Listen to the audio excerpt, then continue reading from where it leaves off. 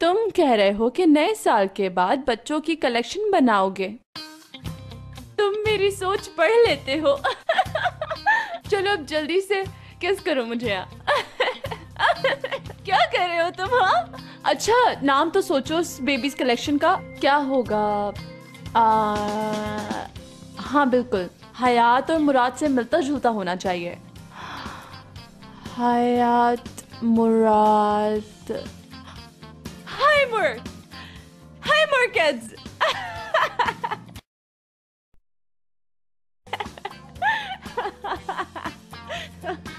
क्या हुआ? आपका ऑर्डर आ गया। दिखाओ जरा।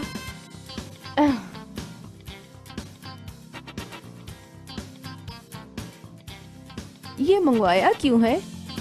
ये बच्चों की कलेक्शन का एक जरिया है।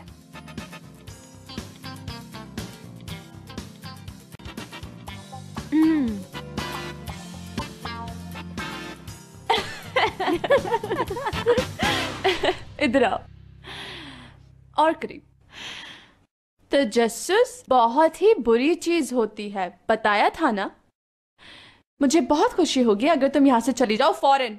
ठीक है, जा रही हूँ मैं। गो बेबी गो। इधर आओ, देखो इसे कैसा लगा। मैं पहनूं? नो। फिर कभी। तुम्हें तो पता है अभी मेरी उम्र तो बहुत ही छोटी है।